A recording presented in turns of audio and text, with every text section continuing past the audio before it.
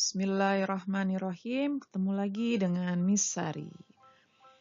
Di pertemuan kali ini Miss akan melanjutkan pembahasan sebelumnya ya. Kali ini Miss akan bahas tentang garis. Nah, nanti dan hubungan dengan sudut juga ya. Nah, jadi nanti Miss akan bahas tentang pengertiannya dari garis, lalu kedudukan dua garis, serta hubungan dari garis dan sudut. Oke, simak baik-baik ya.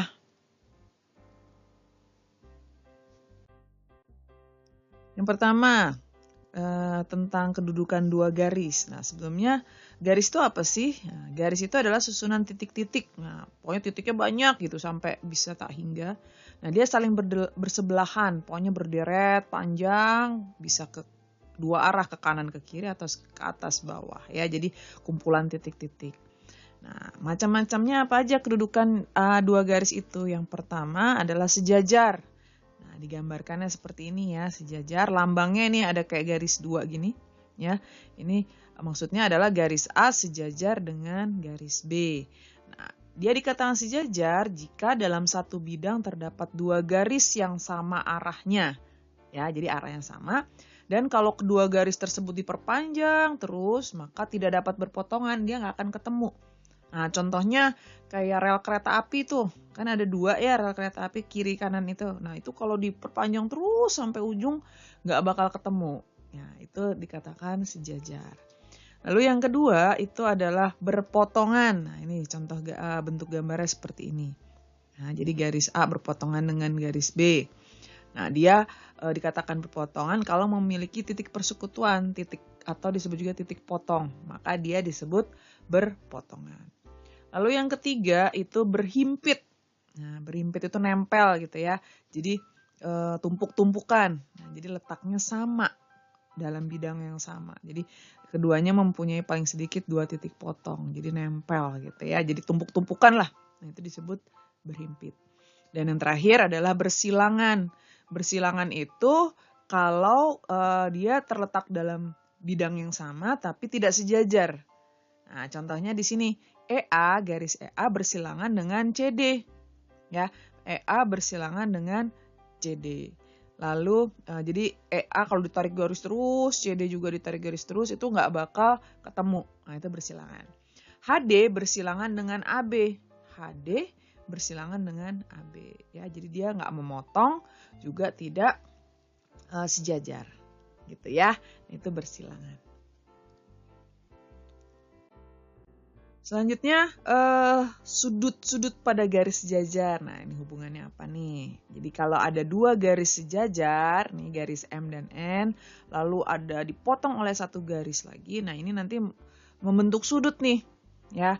Nah, ini A1, A2, A3, A4, B5, B6, B7, B8 ya, garis sudut 1 2 3 4 5 6 7 8. Nah, ini ada hubungannya. Nah, yang pertama adalah sudut sehadap. Nah, sehadap ini contohnya A1 dan B5. Jadi 1 sama 5 ini sehadap. Lalu 2 sama 6. 3 sama 7. Dan 4 sama 8. Nah, yang kedua itu sudut dalam berseberangan. Nah, sudut dalam berseberangan itu contohnya adalah 3 sama 6. Jadi berseberangan. Ini seolah-olah ini ada garis sungai gitu ya. Dia berseberangan tapi ada di dalam dua garis sejajarnya. Ya, A3 dan B6. Lalu A4 dan A4 sama B5. Nah, ini dalam berseberangan. Lalu yang ketiga luar berseberangan. Nah, luar berseberangan ini 1 dan 8, lalu 2 dan 7. Itu luar berseberangan. Nah, ini besarnya sama semua ya. Jadi sudut sehadap itu besarnya sama, lalu sudut dalam berseberangan sama, sudut luar berseberangan juga sama. Kemudian yang keempat, sudut dalam sepihak. Ya, sudut dalam sepihak itu totalnya 180 derajat, berarti dia berpelurus ya. Kalau sepihak itu berpelurus. Contohnya 3 sama 5. 3 sama 5 ini sepihak sama-sama ada di kirinya sungai gitu. Di kirinya si garis ini L. Cuman dia ada di dalam garis sejajarnya.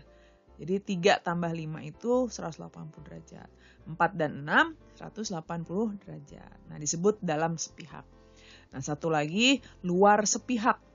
Nah, luar sepihak itu berarti ada di luarnya garis sejajar, tapi sama-sama posisinya dari garis potongnya tadi. Ya, 1 sama 7 itu berpelurus berarti ya, totalnya 180 derajat. 2 dan 8 pun totalnya 180 derajat. Nah, ini sudut-sudut yang terbentuk akibat 2 garis sejajar lalu dipotong oleh 1 garis, gitu ya. Nah, sekarang contoh perhitungannya nih.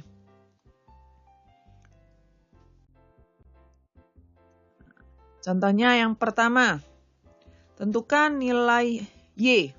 Nah, di sini kita lihat, ini Y-nya ya yang ditanya. Nah, kita punya 2 sudut yang diketahui nih.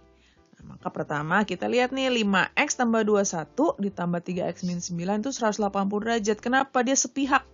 Ya, dalam sepihak, ingat kalau dalam sepihak totalnya 180 derajat. Nah, tinggal kita hitung, maka 8X tambah 12 sama dengan 180 derajat. Lalu 8X sama dengan 180 kurang 12, sehingga 8X sama dengan 168. X-nya 168 dibagi 8 sama dengan 21. Nah, baru X-nya nih. Selanjutnya kita cari apa? Oh, Y. Y itu sama dengan 5X tambah 21. Ya, kenapa dia sama? Karena dia berseberangan, dalam berseberangan. Nah, kalau dalam berseberangan berarti kan besarnya sama. Sehingga Y sama dengan 5X tambah 21. Karena X-nya kita udah punya, maka Y-nya 5 dikali 21 tambah 21. Sama dengan 105 tambah 21, yaitu 120. Nah, maka besar Y-nya adalah 126. Oke, satu contoh soal lagi. Yang kedua, tentukan nilai X tambah Y. Nah, kita lihat nih, ini X-nya ada. Di sini adanya 2Y, berarti kita nanti cari Y-nya nih ya. Pertama, kita lihat 140 tambah X sama dengan 180 derajat. Kenapa? Berpelurus. Ya, dia berpelurus. Maka totalnya 180 derajat. Sehingga X-nya 180 dikurang 140 sama dengan 40. Nah, ini X. Terus cara nyari Y-nya gimana? Oh, ternyata si 2Y sama X ini sama karena sehadap. Nah, 2Y sama dengan X. Karena X-nya 40, maka 2Y-nya sama dengan 40. Y-nya 40 bagi 2, maka Y-nya sama dengan 20. X-nya sudah punya, Y-nya sudah ada, maka nilai X tambah Y sama dengan 40 tambah 20. 40 tambah 20 sama dengan 60. Maka X tambah Y sama dengan 60. Begitu. Oke, mudah ya. Ini sudut menentukan besar sudut pada garis-garis sejajar. Mudah-mudahan penjelasan dari Miss bisa membantu kalian dalam memahami materi ini ya. Kalau seandainya ada yang kurang paham, bisa diulang lagi aja nonton videonya atau boleh tanya Miss. Insya Allah kan Miss jawab ya.